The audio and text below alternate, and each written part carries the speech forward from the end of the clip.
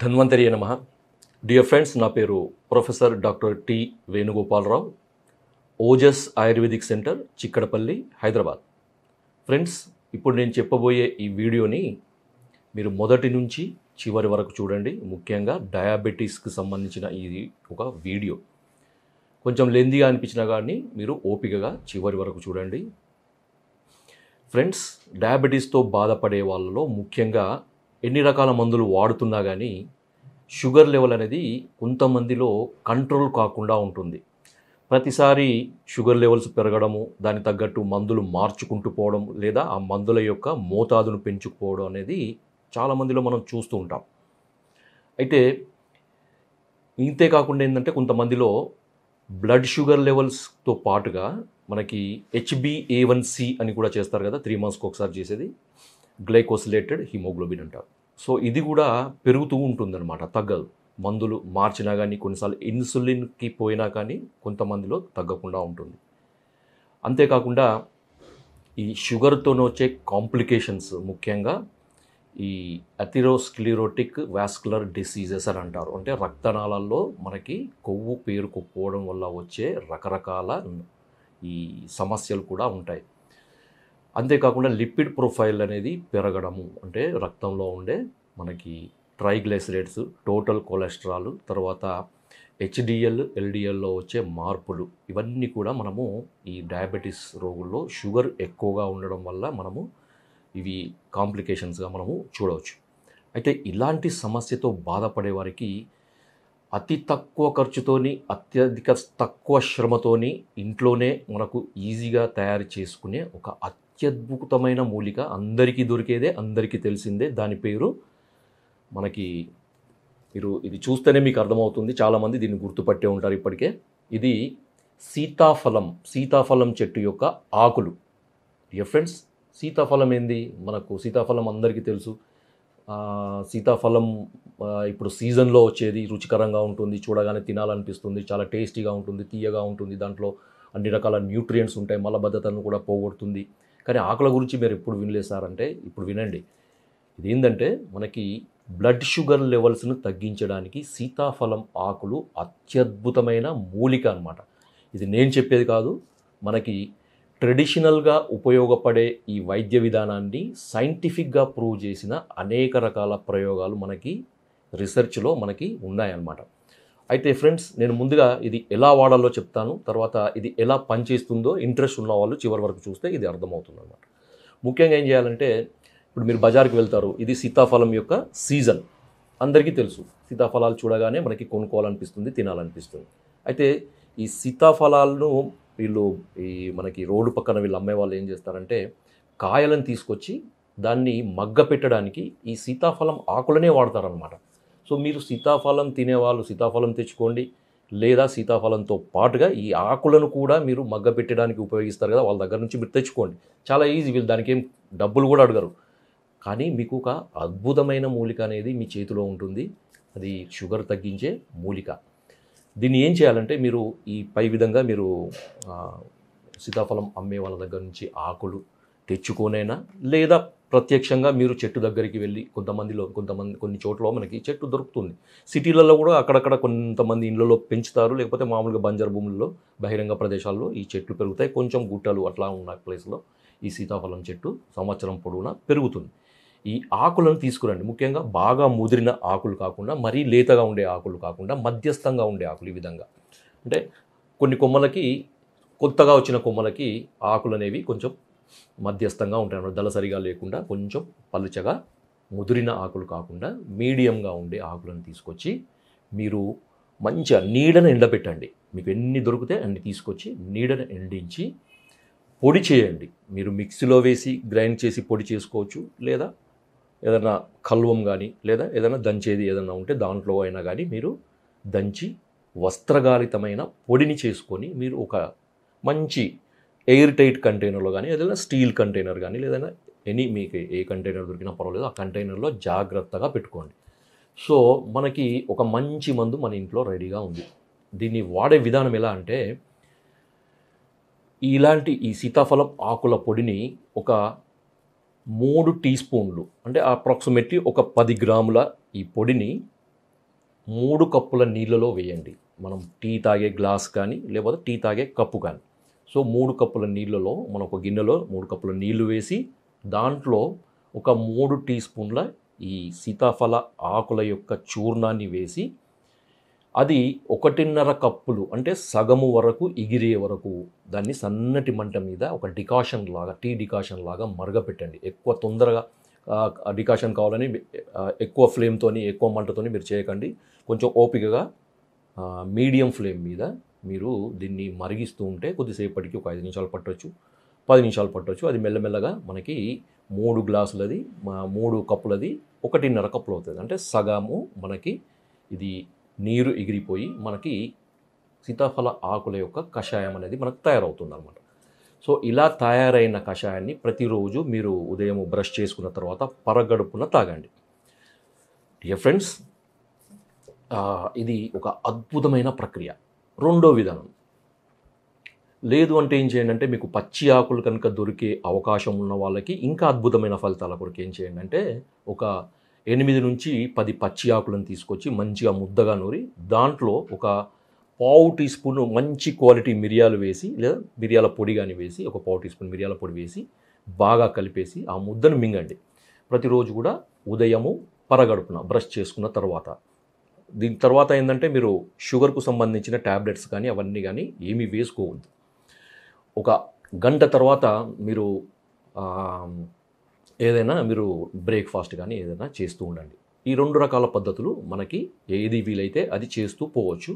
మీకు blood sugar levels అనేవి ఒక గంటలో, అంటే మనకి నేను చెప్పేది కాదు, ఇది రీసెర్చ్లో తేలిన విషయం అనమాట. ఒక గంటలో మనకి 17 నుంచి 40% తగ్గుతాయని మనకి రీసెర్చ్లో తేలిందనమాట. అంటే ఎంత అద్భుతమైన మూలిక ఇది అనేది మీకు అర్థమవుతుంది. డియర్ ఫ్రెండ్స్, దీనికి సైంటిఫిక్గా ఏం చేశారంటే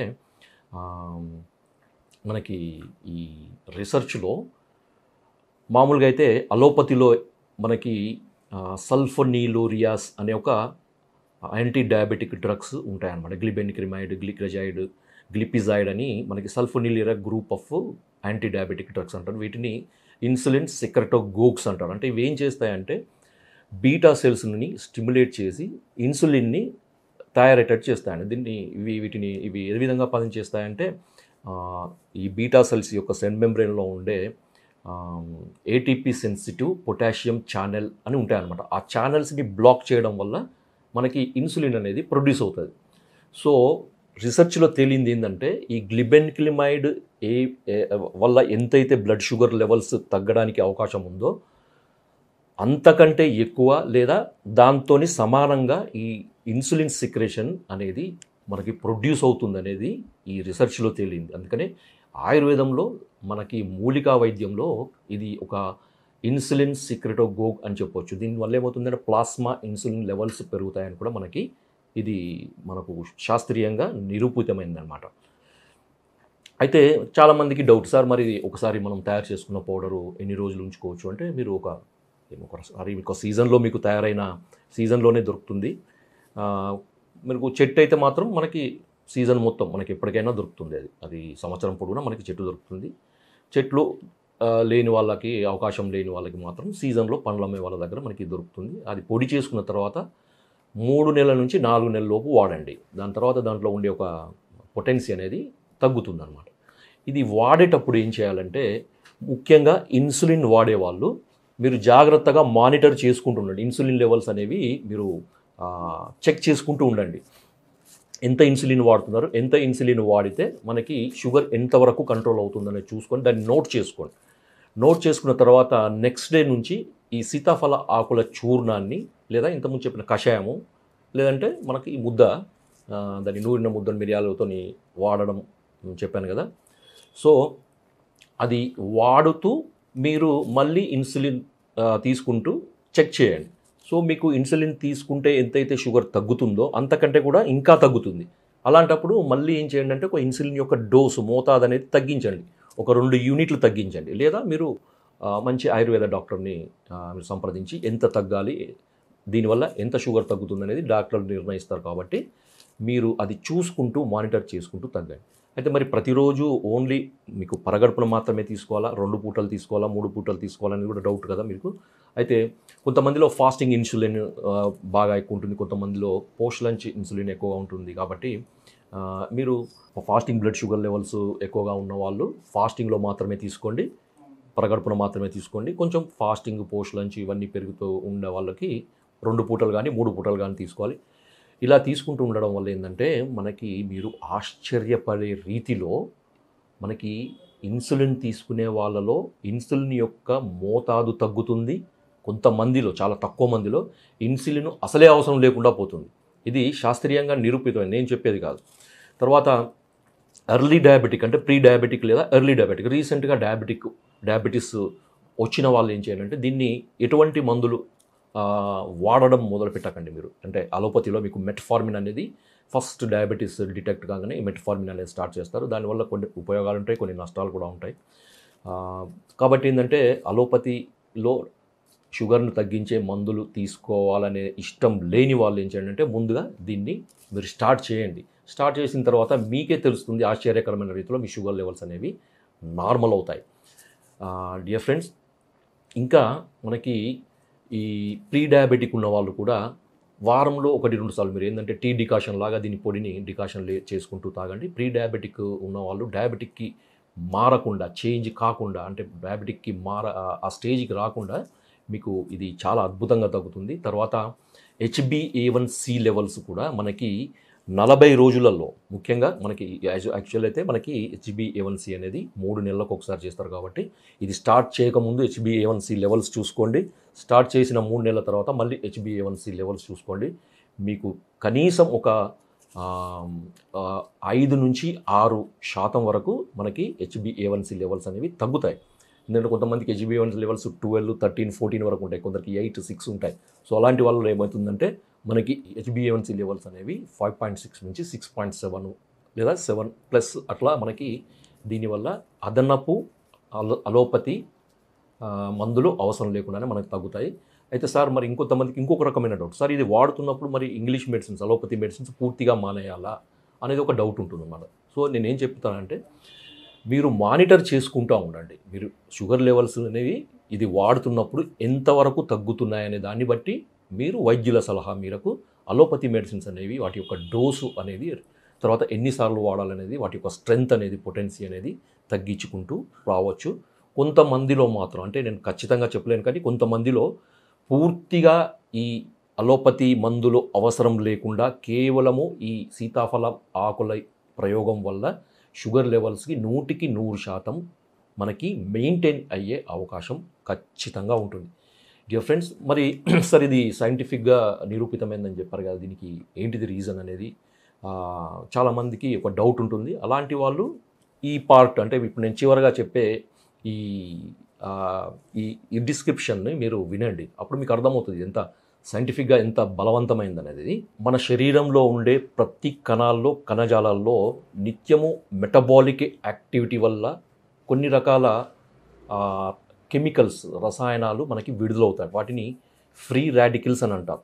లేదా కొన్ని రకాల మనకి తీసుకునే ఫుడ్ ద్వారా కానీ, లేదా మనకి వాతావరణ కాలుష్యం వల్ల కానీ, లేకపోతే ఇతరత్ర కారణాల వల్ల కానీ మన శరీరంలో ఫ్రీ రాడికల్స్ లేదా ఆక్సిడెంట్స్ అని అంటారన్నమాట. ఇవి ఏం చేస్తాయంటే లిపిడ్ పెరాక్సిడేషన్ అనే ఒక రసాయన చర్య వల్ల మన ఈ శరీర కణాలని నాశనం చేస్తుంటాయి అన్నమాట. దానివల్ల ఏమవుతుంటే రకరకాల సమస్యలు మనకు వస్తాయి. ఇదే విధంగా మన ప్యాంక్రియాస్లో ఉండే ఇన్సులిన్ని తయారు చేసే బీటా సెల్స్ మీద కూడా ఒక రకమైన ఈ మనకి ఫ్రీ రాడికల్ అటాక్ లేదా లిపిడ్ పెరాక్సిడేషన్ అనే ఒక చర్య జరుగుతుంటుంది. తద్వారా ఏమవుతుందంటే ఈ మన ఈ బీటా సెల్స్ అనేవి క్రమక్రమంగా క్షీణిస్తూ ఉంటాయి, లేకపోతే నాశనం అవుతుంటాయి, ఇన్యాక్టివేట్ అవుతాయి, లేకపోతే డ్యామేజ్ అవుతాయి అన్నమాట. సో దానివల్ల మనకి ఈ షుగర్ అనేది పెరుగుతూ ఉంటుంది, లేదా షుగర్ రావడానికి ఒక రకమైన పరోక్షమైన కారణం కూడా.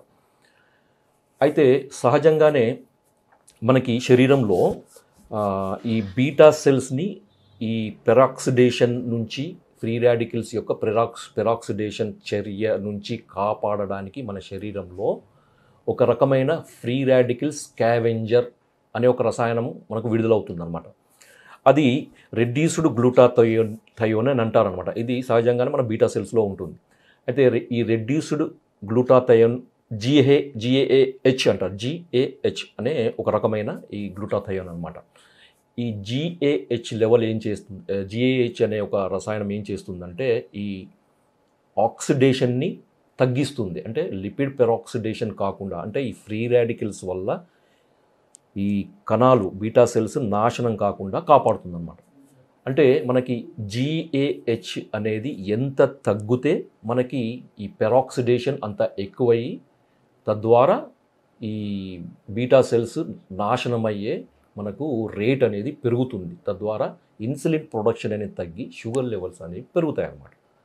సో కాబట్టి మనకు ఈ GAH అనేది ఎంత ఎక్కువగా ఉంటే మనకి బీటా సెల్స్ అంత ఆరోగ్యవంతంగా ఉంటాయి, అవి కాపాడబడుతూ ఉంటాయి. ఒక రక్షణ కవచంలాగా ఈ GAH అనేది మనకు ఈ బీటా సెల్స్ని కాపాడుతుందన్నమాట. నేను ఇంతకుముందు చెప్పిన ఈ సీతాఫలం ఆకులలో ఉండే ఒక అత్యద్భుతమైన ఒక రసాయనము, దాని పేరు క్వార్సెటిన్ 3O గ్లూకోసైడ్ అని అంటారనమాట. ఇది ఏం చేస్తుందంటే ఈ లిపిడ్ పెరాక్సిడేషన్ని పూర్తిగా ఆపేస్తుందన్నమాట. పూర్తిగా వాటిని స్కావెంజ్ అంటే తుడిచిపెట్టేస్తుంది, నాశనం చేస్తుంది, రిమూవ్ చేస్తుంది అనమాట. తద్వారా GAH అనేది పెరిగి బీటా సెల్స్ అనేవి ఆరోగ్యవంతంగా తయారై వాటి నుంచి న్యాచురల్గా సహజ సిద్ధంగానే మనకి ఇన్సులిన్ ప్రొడక్షన్ అనేది జరుగుతుంది. తద్వారా మనకి సహజంగా ఈ మనకు బ్లడ్ షుగర్ లెవెల్స్ అనేవి తగ్గుతాయి. మన శరీరం నుండి అంటే ఎండోజినస్ ఇన్సులిన్ అని మనకు ఎప్పుడైతే ఎక్కువగా ఉంటుందో అప్పుడు ఎక్సోజినస్ ఇన్సులిన్ అంటే బయటి నుంచి మనకి ఇంజెక్షన్ ద్వారా తీసుకోవాల్సిన ఇన్సులిన్ యొక్క అవసరం అనేది తగ్గుతూ ఉంటుంది. కాబట్టి డియర్ ఫ్రెండ్స్, ఇంతకుముందు నేను చెప్పిన ఈ సీతాఫలం యొక్క ఆకులను మీరు తప్పకుండా వాడండి. మీకు షుగర్ లెవెల్స్ అనేవి అద్భుతంగా తగ్గుతాయి. ఇన్సులిన్ తీసుకునే వాళ్ళకి కూడా ఇది ఒక మంచి వరప్రసాదం. జై ఆయుర్వేద.